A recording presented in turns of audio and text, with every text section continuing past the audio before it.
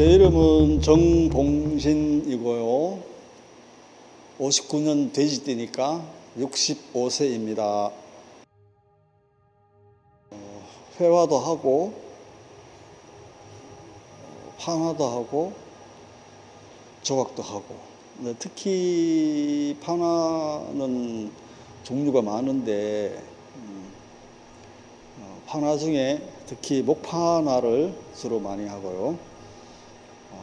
나무를 만지다 보니까 또 조각 작업도 시간이 되면 많이 하는 편입니다.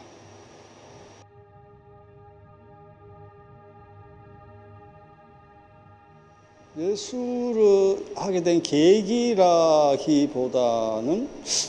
저한테 좀 맞는 것 같아요. 아주 어릴 적부터 그림 그리기를 좋아했고,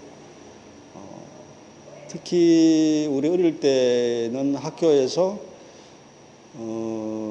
미술대회를 하는데 전교생을 대상으로 화제가 변변하니까, 그때는 다 집들이 목조 내지 초가집 이런 게 많다 보니까 요즘 말로 119 불자동차 그림 대회라고 했어요. 그때는 이제 그런 그림들을 하면은 상을 자꾸 주니까 그 재미를 붙여가지고 그림을 이렇게 하게 되는데, 특히 그 중학교 때 담임 선생님 이름 몰라도 미술 선생님하고 국어 선생님 이름은 또 제가 기억이 나요. 근데 알고 보니까 그 당시에 미술 선생님이 제 은사가 옛날 한겨레 신문에 그 만평 그리신 박재동 선생님, 그분 외삼촌 되더라고. 참 인연이라는 게 참 묘하구나 하는 그런 느낌을 갖게 되는데, 어릴 적부터 그림을 아주 즐겨 하게 되더라고요.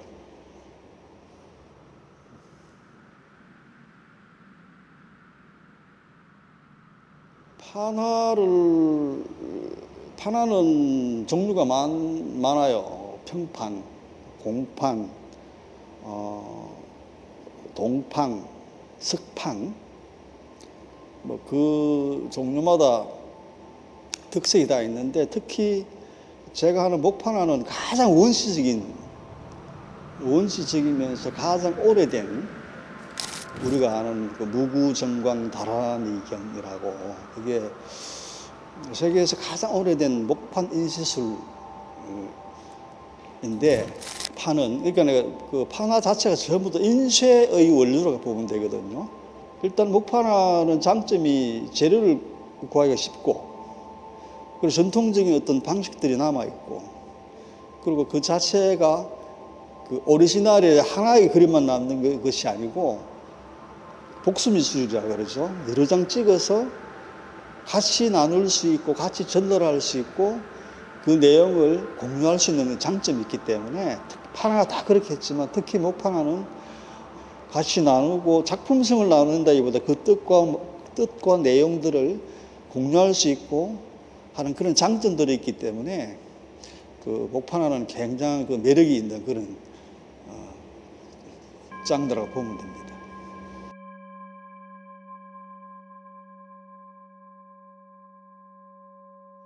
예술이 사회에 미치는 영향은 지대하다고 보죠. 예를 들면은 예술 꼭 미술뿐만 아니고 문학이나 음악이나 이런 여러 가지 연극도 있고, 아니면 우리가 전통적으로 내는 연회라든지 이런 부분을 보면은 예술이 없는 사회가 인간 사회에서 가능할까?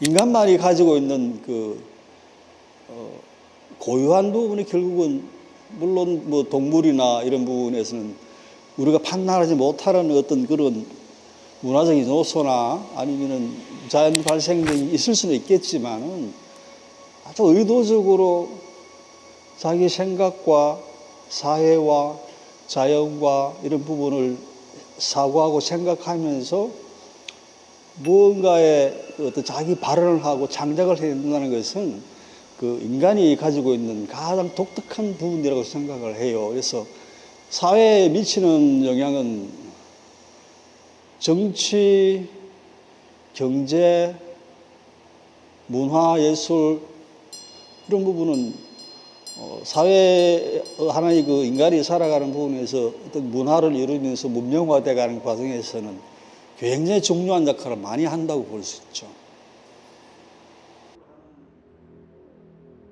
내용이 주로 이제 보면은 사회 비판적 요소가 많아요. 사람이 살아가는 부분 내용이든 좀 미리 땡겨내는 그 창작자들의 그 숙명 같은 건데 뒤처지지 않으려고 하는 어떤 그런 것이 창작의 기본이라고 봐요. 근데 진보라는 의미는 지금 우리 시대에 우리가 살고 있는 시대에 잘못된 부분이나 정치든 문화든 뭐 여러 가지 부분에서 또 역사적으로 잘못 이렇게 되어 왔던 부분을 바로잡게 하려는 그런 노력들, 그거는 앞으로 오는 세상이 좀 더 공정하고 좋겠다 이런 의미로 사는 거기 때문에 그 안에는 판화를 하는 그 아까 목적도 제가 말씀드렸지 뭐냐 그러면 그 어떤 생각과 뜻을 같이 한다는 것은 그 내용에 대해서 동의가 돼야 된다고 봐요. 그래서 그 시대에는 그 시대에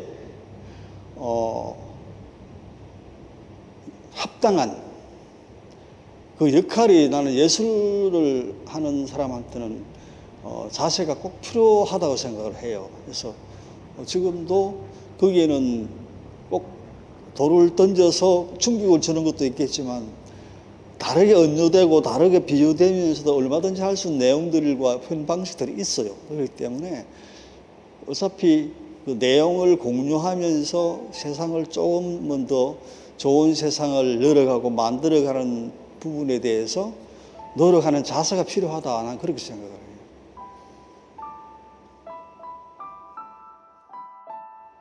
나에게 예술은 삶이죠. 그 옛날에 우리가 보면은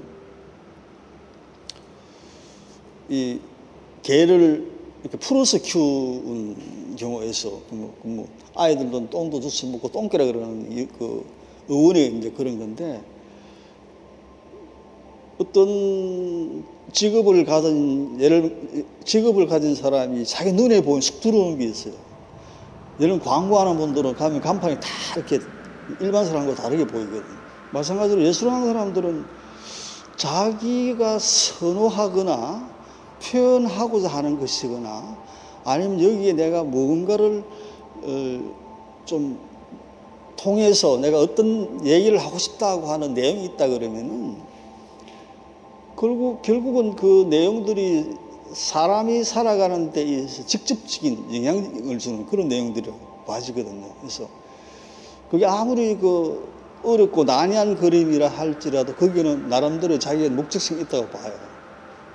그렇기 때문에 특히 예술을 표현하는 사람들은 그냥 이렇게 설렁설렁 하는 것이 아니고 그 자체적인 삶이 아니겠느냐.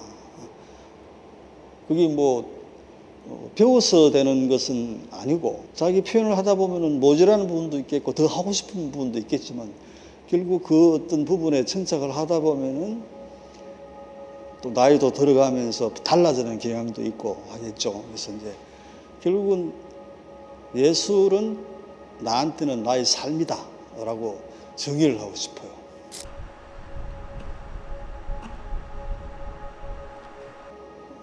도깨비라는 표현을 들으면은 굉장히 그 기분이 좋아요.